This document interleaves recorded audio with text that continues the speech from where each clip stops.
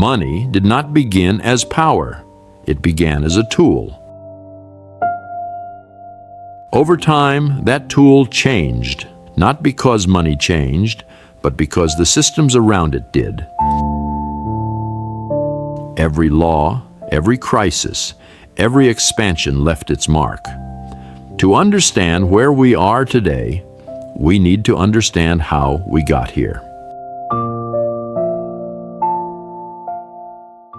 Okay, so let's think about economic history for a second, but maybe a little differently. Forget the dry list of dates and figures.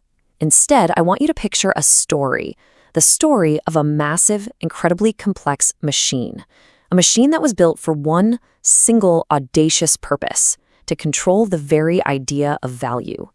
So let's open up the blueprints and take a look at the architecture of this thing and the unbelievable pressures it was built to handle. And that really is the heart of it all. This was never just about stamping coins or printing paper money. No, this was about creating an entire system, a truly grand piece of engineering designed to wrestle the wild, chaotic forces of an economy and kind of tame them, to bring them into some kind of predictable order. So, if we've got this incredible machine, you gotta ask, who were the engineers? Who were the operators sitting in the control room? Well, that brings us to a whole new kind of power that was emerging, this central bank. What's so fascinating about this is where this power came from. It didn't come from armies or kings on thrones. No, this power grew right out of balance sheets and accounting ledgers. Central banks went from being, glorified record keepers to the actual architects, the active managers of entire national economies. And any machine worth its salt needs a control panel, right? A set of levers to steer it.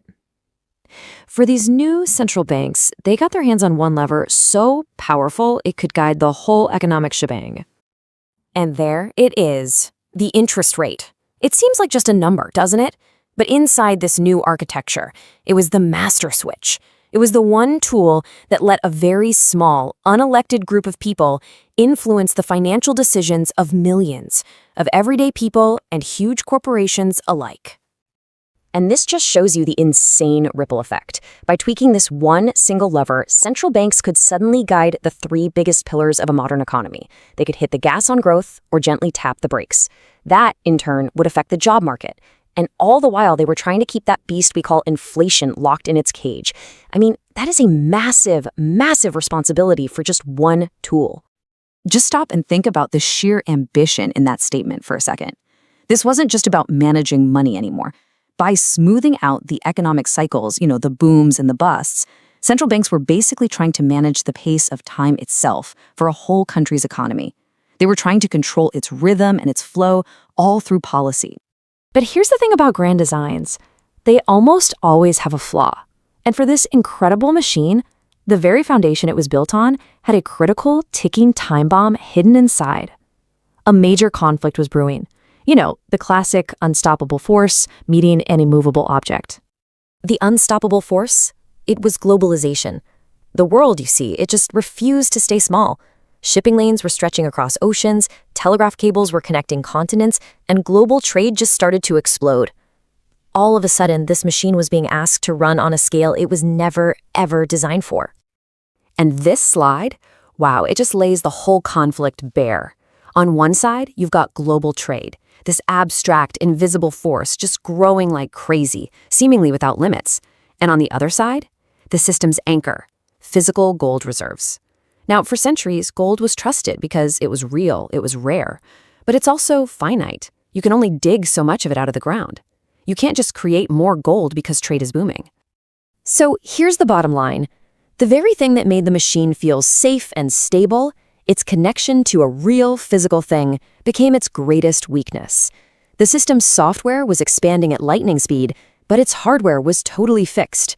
A crash was starting to look, pretty much inevitable. So this is it. This is where the story hits its peak. What happens when that unstoppable force puts relentless, crushing pressure on a foundation that can't move and is actually kind of brittle? And so, you could almost hear it. The gears of this global machine started to grind. Every single transaction, every single boatload of goods sailing across an ocean just added another layer of weight, another degree of strain. The architecture was being tested right to its absolute breaking point. The gap between the amount of money needed for all this trade and the actual physical gold to back it up just created this immense, constant pressure. You could practically feel the tension building in the financial centers of the world. Something had to give. And this, right here, was the fatal flaw. There was no release valve. Because the whole system was anchored to physical gold, it couldn't just expand the money supply to ease the pressure. It was rigid, it was brittle, and it had no way to bend, which meant, eventually, it was going to have to break. And that's really the timeless lesson here, isn't it? Any system, it doesn't matter how clever it is or how imposing it looks, has a breaking point. Confidence can hold an architecture together for a long, long time, but in the end, physics and math, they always win. Which, of course, brings us right back to today. That old machine, the one built on the gold standard, it finally broke under the strain. And that forces us to ask some pretty serious questions. What are the core assumptions our current economic machine is built on? What's our digital gold? And what unstoppable forces are testing its limits right now? History does not give instructions, it gives perspective. Money itself remains neutral. Time and interest decide whether it works for you or against you.